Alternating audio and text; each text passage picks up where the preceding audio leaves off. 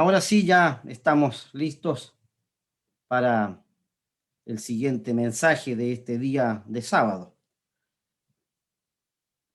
Estamos a menos de una semana para vivir Pascua y panes sin levadura. Y por segundo año consecutivo, la gran mayoría de nosotros, por no decir todos, estamos o estaremos confinados a nuestros domicilios a raíz de esta cuarentena en fase 1 que nos ha afectado. Confinados a nuestros domicilios con todo lo que aquello conlleva, tanto para bien como lo contrario. Y las razones por las que tendremos que vivir de esta manera Pascua y panes sin levadura, aún las estamos, ¿cómo se dice? Las estamos pensando o las estamos reflexionando. Hay un dicho, una palabra que es más bien coloquial, pero que da cuenta de lo que acabo de decir de manera formal. Las razones por las cuales tendremos que vivir de esta manera Pascua y panes sin levadura, las estamos masticando. Aún las estamos masticando. Aún no las entendemos a cabalidad. Todos entendemos que estamos viviendo un nuevo brote de coronavirus y creamos o no, las cifras son lo que son. Y lo que es más relevante en este caso, lo más relevante en este caso es que esas cifras son administradas por aquellos que tienen el poder para determinar la serie de cuarentenas, cierre de fronteras, distanciamiento social estricto y todas aquellas medidas que han bloqueado nuestros intentos por guardar Pascua como lo hacíamos antes. Creamos o no en la pandemia, el punto es que por segundo año consecutivo estamos viviendo esta situación de excepción. Esto es, por segundo año, no iremos a un lugar o no iremos al lugar para celebrar Pascua. Y como dije hace un momento, aún voy a hablar a título personal, aún no entendemos a cabalidad las razones por las que estamos viviendo todo esto. Desde cierto punto de vista, podemos expresar nuestros argumentos y la frustración y o desazón que nos genera todo esto. Y podemos llegar a conclusiones que pueden hacernos cuestionar las cosas. Pero no debemos pasar por alto que Dios es quien está a cargo. Y cuando tenemos estas reflexiones en las cuales uno empieza a mascullar ideas respecto de los por qué y todo aquello, Dios responde a nuestros cuestionamientos porque es Dios quien ha permitido esto. Y aquí en Job 40, verso 2, hay una escritura que nos dice, ¿es sabiduría contender con el omnipotente? Hay otras versiones que dicen, ¿es de sabios contender con el omnipotente? El que disputa con Dios, responda a esto. Estamos viviendo por segundo año consecutivo algo que aún no entendemos a cabalidad, pero ese algo, entre comillas, está siendo permitido por quien tiene la autoridad. Y aquí la pregunta es, ¿quién tiene la autoridad para hacer o deshacer? A veces pareciera que el que tiene esta autoridad es el hombre, o el sistema, o las magistraturas. Pero a esas instancias es Dios quien le ha entregado o le ha permitido hacer lo que Dios autoriza para hacer. En este sentido, hay un relato que a mí me resulta muy interesante.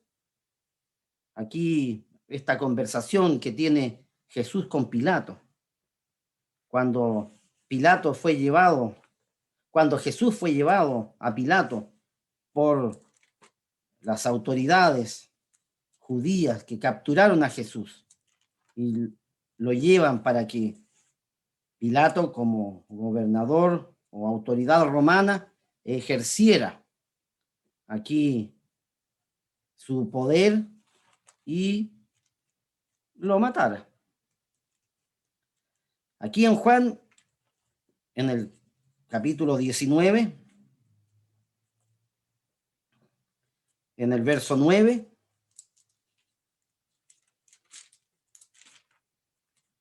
Juan 19, verso 9,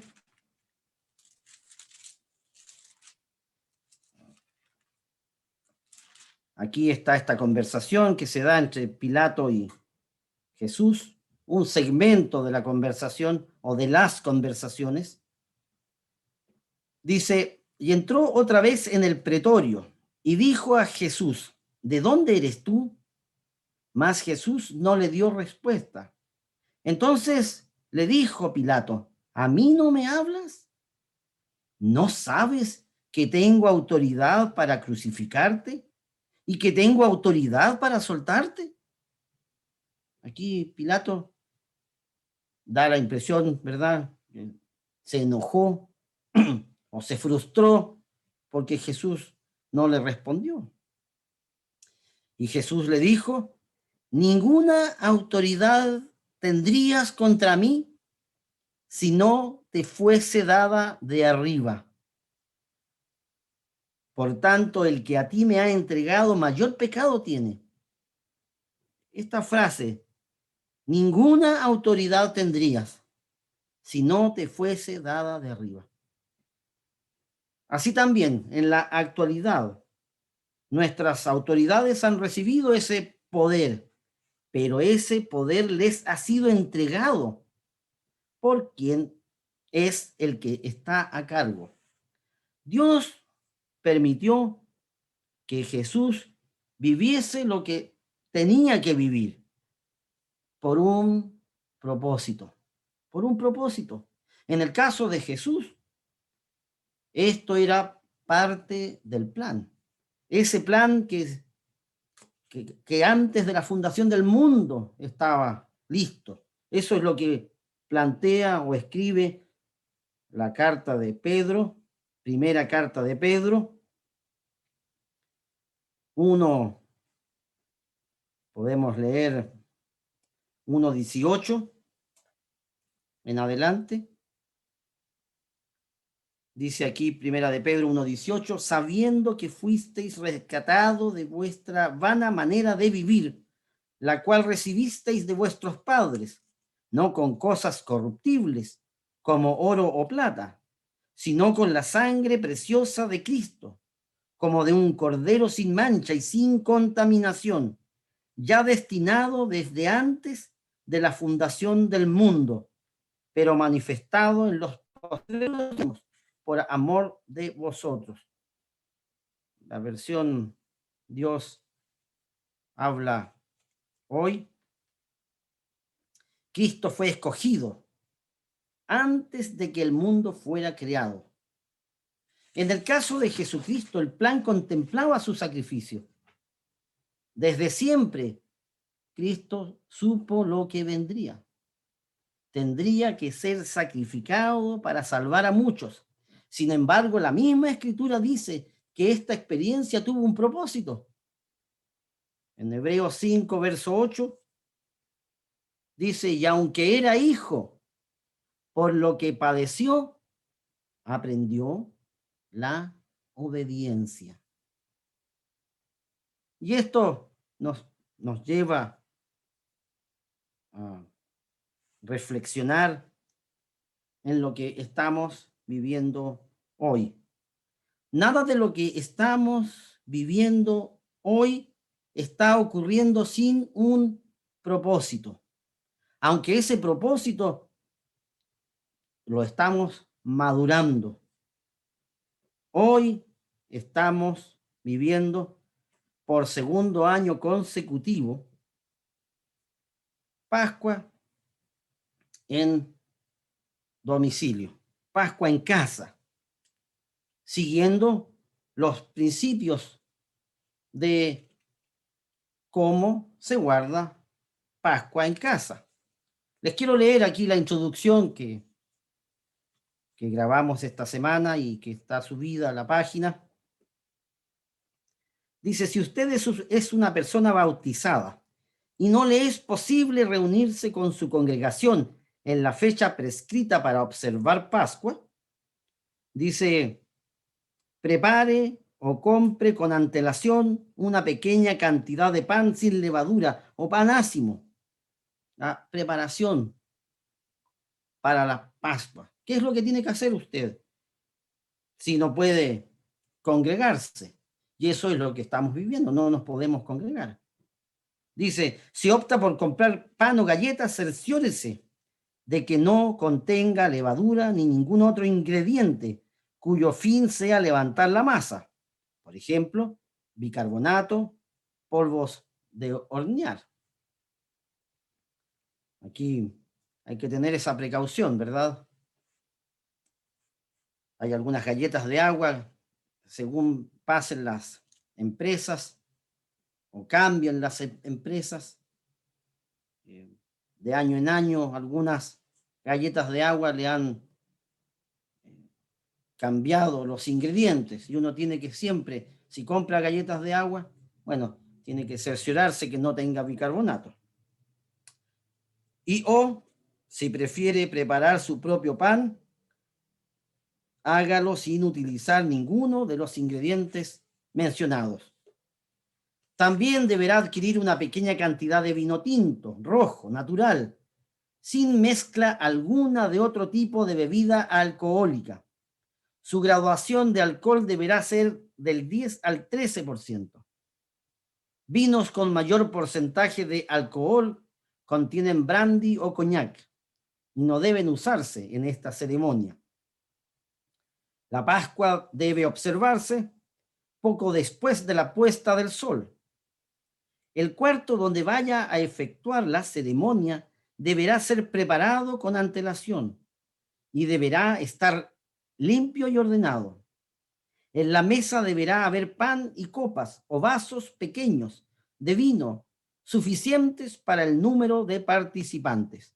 Una cucharada de vino en cada copa es suficiente para la ceremonia. Tanto el pan como las copas de vino deben ser cubiertos con servilletas blancas. Debido a que la Pascua es la ceremonia más solemne del año, todos los participantes deben reunirse calladamente en el cuarto donde se efectuará la ceremonia. Solo deben participar miembros bautizados de la iglesia. No se da oración inicial ni de clausura en esta ceremonia. La ceremonia termina con un himno que está consignado en las escrituras, allí en Marcos 14, 26, se menciona que luego de tomar aquí el pan y el vino, y luego que Jesús indicara el simbolismo que tendría el pan y el vino, aquí en el verso 26 de Marcos 14 dice, cuando hubieron cantado el himno, salieron al monte de los olivos. Por segundo año consecutivo estaremos viviendo la experiencia de vivir Pascua en casa.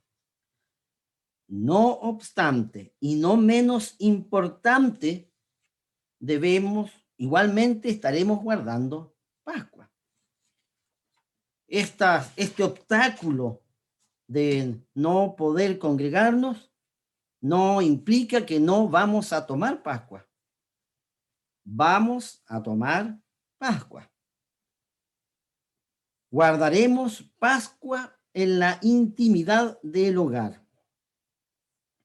Llegado el 14 de Aviv, renovaremos con el Padre, con nuestro Padre, renovaremos nuestros compromisos, renovaremos nuestros votos. Llegado el 14 de Aviv, haremos lo que hacíamos en conjunto, pero esta vez lo haremos en algunos casos solos, en algunos casos con la esposa, pero esta vez no lo haremos en conjunto. La pregunta que podemos hacernos aquí respecto de esta Pascua que viviremos solos en nuestros hogares, ¿esta Pascua tiene menos valor que las que hacíamos en el pasado, cuando nos juntábamos todos? Podríamos decir, ¿es la Pascua en casa una ceremonia de segundo orden? La Pascua en casa no es una ceremonia de segundo orden. La Pascua en solitario es una ceremonia de primer orden. Es una ceremonia de primer orden. ¿Saben por qué? Porque somos o estamos obligados a tomar el toro por las astas en cuanto a los detalles mismos de la ceremonia. Ya no dependeremos de un tercero para que haga aquello. Y cuando digo detalles, me refiero a los detalles de Pascua. Pascua tiene muchos detalles. Y esos detalles ya no dependen de un tercero, sino de mí. De mí.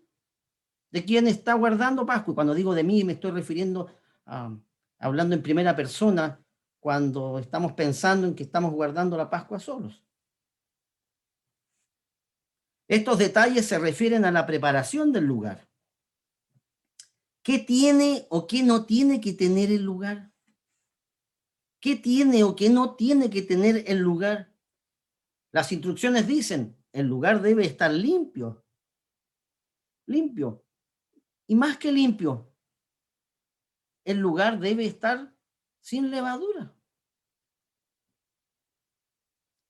El lugar debe estar libre de levadura. Y ese trabajo ya no depende de un tercero. Ese trabajo depende de uno. Cada uno debe cerciorarse que el lugar esté limpio. No un tercero. No un tercero. Esto no lo podemos delegar. Cada uno debe conseguir o preocuparse de tener pan sin levadura. Usted en primera persona debe estar a cargo de la preparación del pan.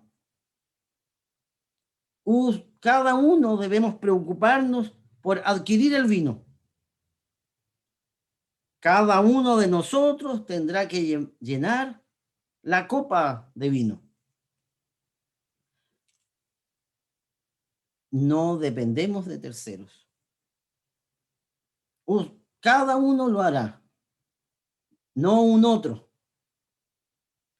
Usted y no un tercero. Deberá conseguirse una mesa que esté presentable. Usted y no un tercero deberá buscar una silla que sea cómoda y no tan cómoda para tomar la Pascua en conformidad con el mandamiento. Usted y no un tercero preparará su lebrillo. Y en caso haya un segundo, cada uno tiene realidades diferentes. En caso que haya un matrimonio, pueden lavarse los pies en conjunto. En caso que uno esté solo, eso se omite. Y también otro detalle que tiene la ceremonia es cuando ya ha terminado la ceremonia. Cada uno tendremos que ordenar y limpiar lo que quede después de la ceremonia. Usted y no un tercero. La Pascua guardada en casa tiene sus virtudes. Y una de esas virtudes precisamente es lo que acabamos de escribir. Aquí uno está renovando su compromiso con Dios y tiene que preocuparse de los detalles, y también preocuparse de la esencia de la Pascua, el punto esencial de la Pascua. El punto esencial de la Pascua es su relación personal con Dios, porque Pascua es una ceremonia de corte personal con Dios. Y cuando uno la guarda en casa, el realce se nota más. Usted y no un tercero renovará sus votos o compromisos que tiene con Dios. Y el único mediador entre usted y Dios, la Escritura lo dice, es Jesucristo. Aquí en Primera de Timoteo, capítulo 2, en Primera de Timoteo, capítulo 2,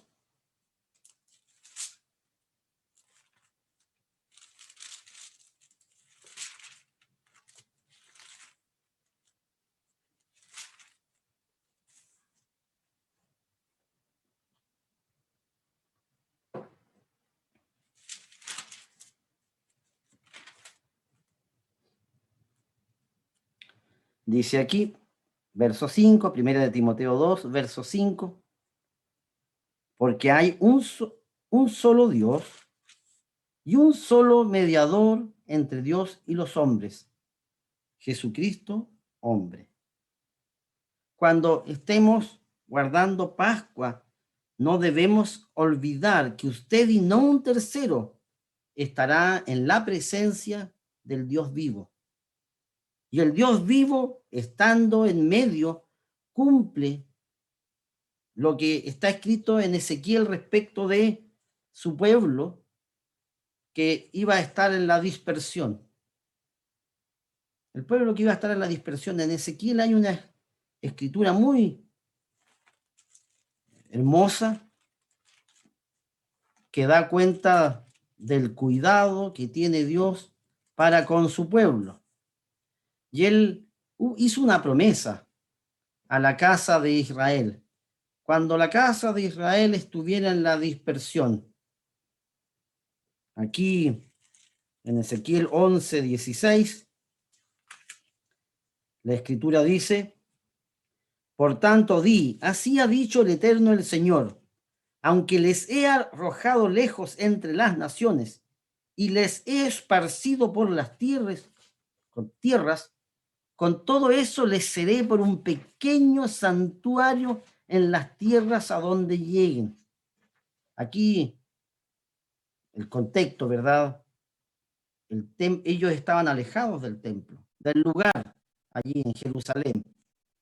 Y entonces Dios les dice, yo, el Eterno, les seré por un pequeño santuario en las tierras a donde lleguen. Esto de santuario, exactamente algo o lugar consagrado. Lugar consagrado.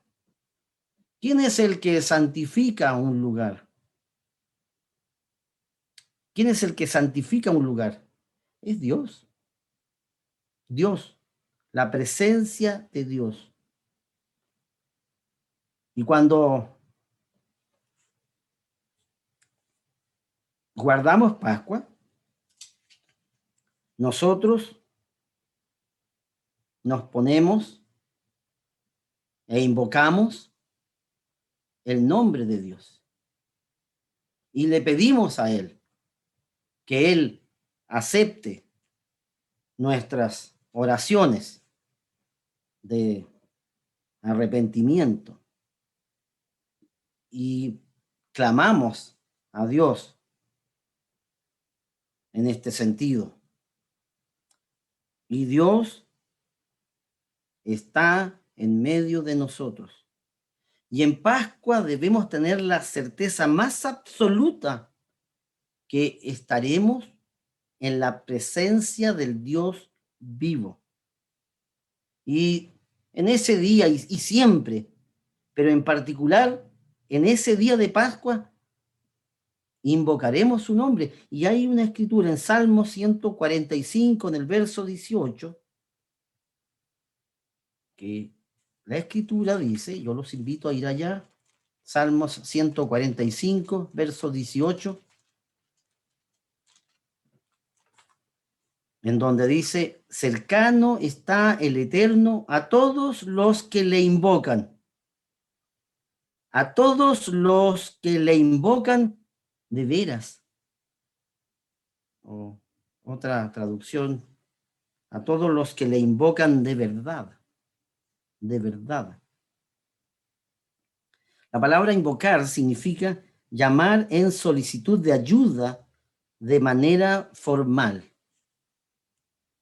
En el día de Pascua, clamaremos a Dios pidiéndole que acepte nuestras oraciones de arrepentimiento y compromiso.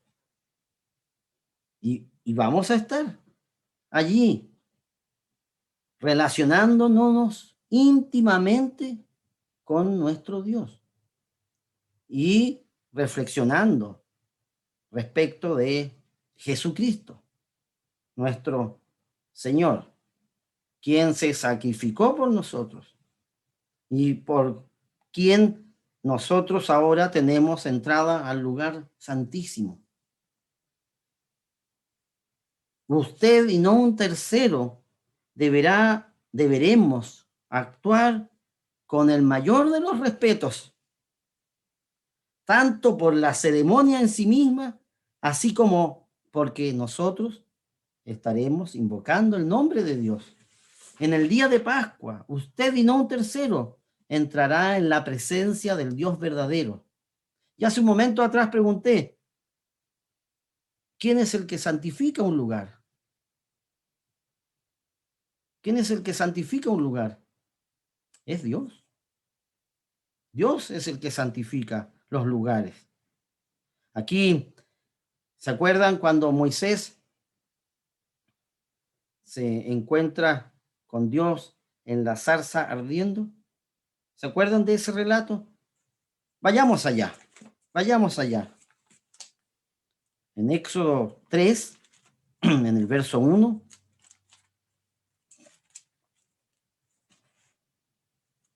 Éxodo 3, verso 1.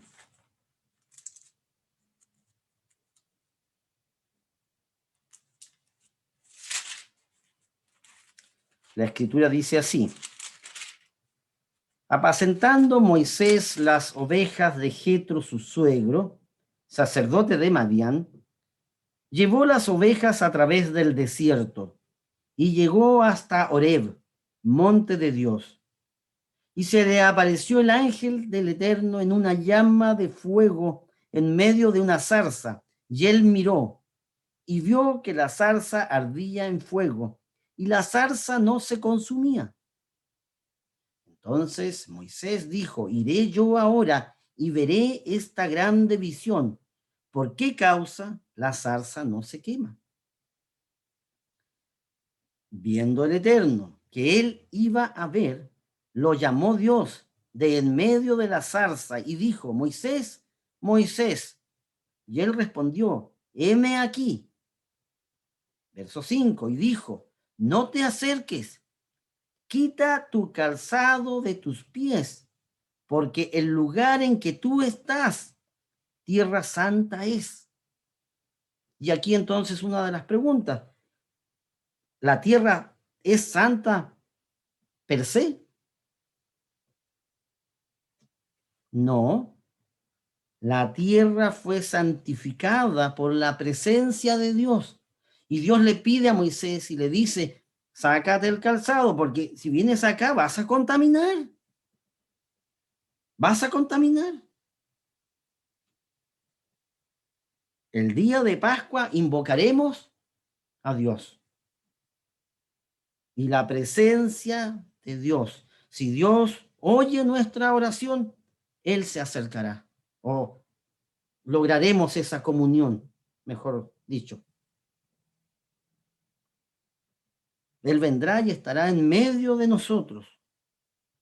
Y nosotros deberíamos hacer lo que hizo Moisés. ¿Qué hizo Moisés cuando Dios le dice, le da esta instrucción, quítate el calzado porque este lugar es santo? Dice aquí en el verso 6, Éxodo 3, verso 6.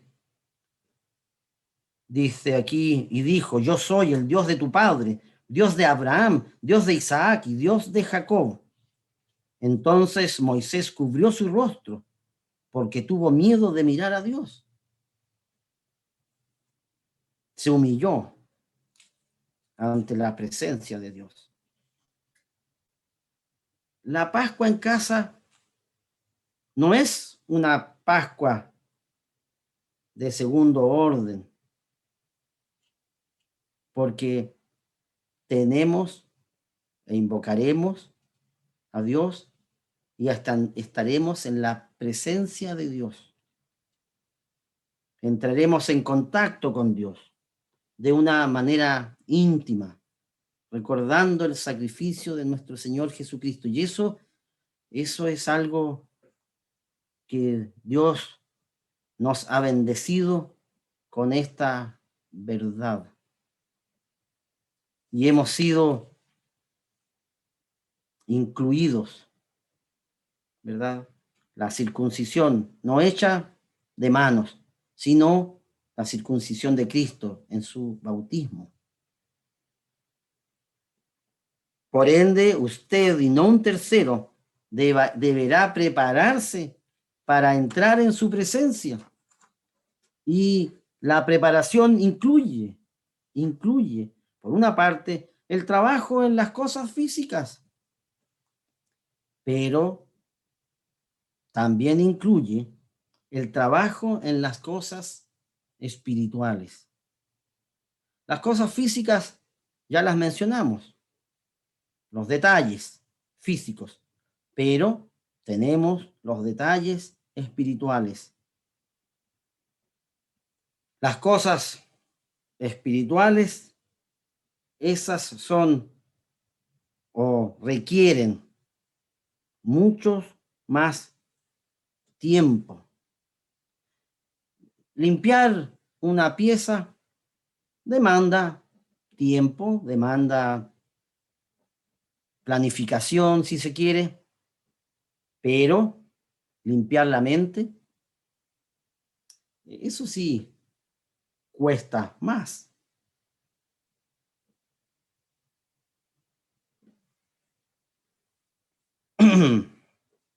Pero no debemos pasar por alto que dentro de nosotros mora un espíritu que no se amilana ante los problemas.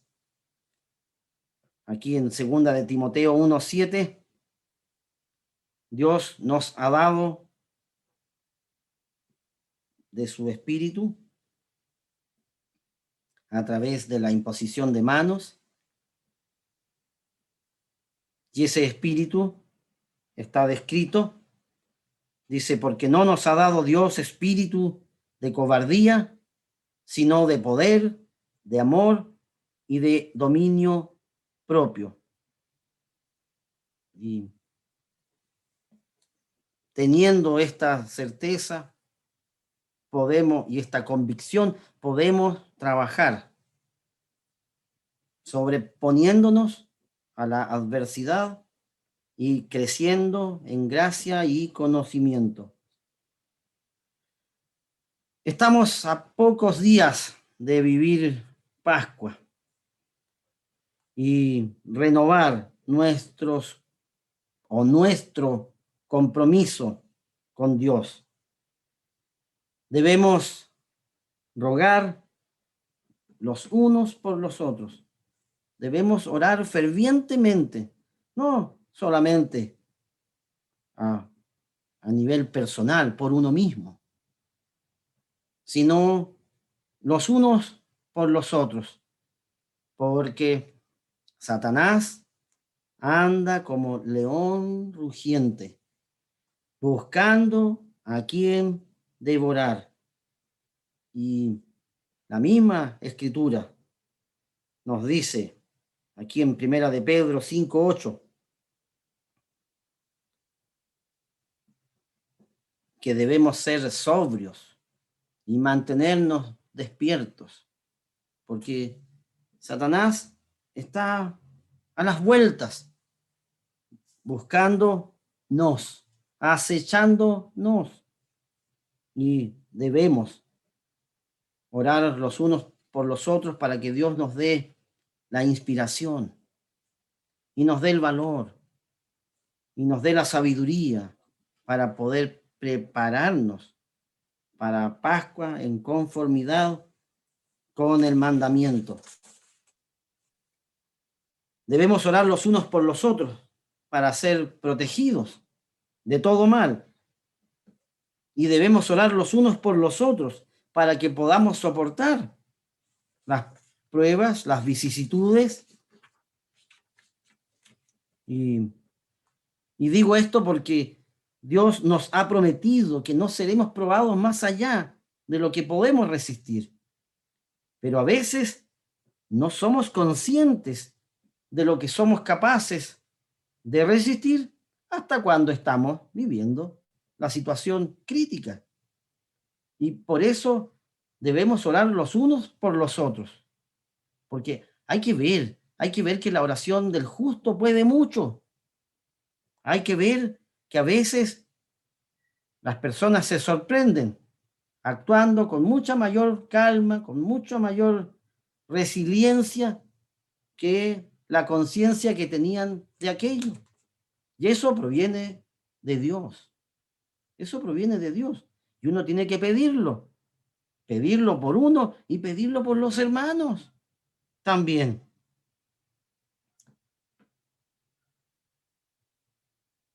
Debemos orar para entender de dónde vienen las oposiciones y las pruebas.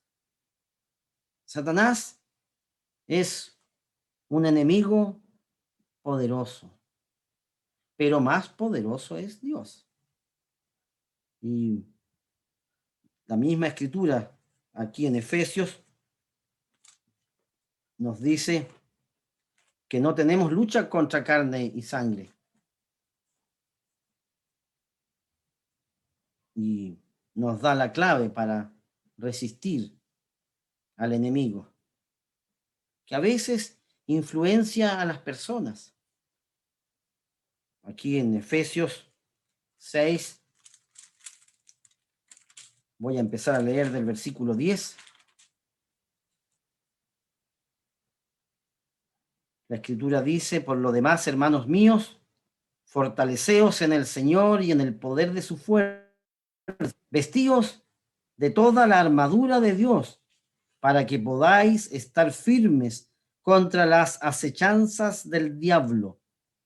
Porque no tenemos lucha contra sangre y carne, sino contra principados, contra potestades, contra los gobernadores de las tinieblas de este siglo, contra huestes espirituales de maldad en las regiones celestes. Por tanto, tomad toda la armadura de Dios para que podáis resistir en el día malo y habiendo acabado todo, estar firmes. Dios nos da la clave para poder resistir al diablo y salir fortalecidos cuando hemos sido probados en alguna circunstancia. Y Pablo, aquí por inspiración, dice en el verso 18, uno de los artículos de la armadura es la oración.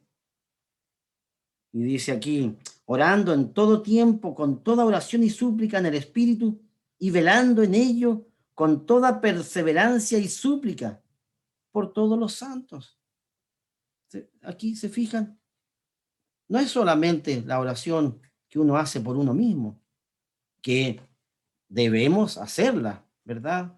Cada uno con sus luchas personales, particulares, más también por los hermanos.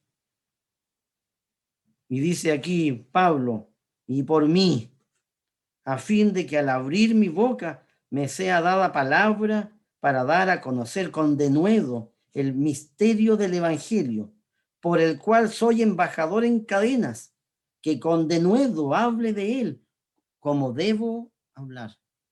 Pablo pedía que oraran por él, que oraran por él, para que hablara como debe hablar. Y entonces, mis hermanos, debemos orar los unos por los otros siempre, y ahora en particular en esta semana, para que estemos a la altura espiritual necesaria para vivir esta Pascua. Esta Pascua que viviremos en casa, en donde usted y yo, y no un tercero, entraremos en la presencia del Dios verdadero al cual servimos. Buenas tardes a todos.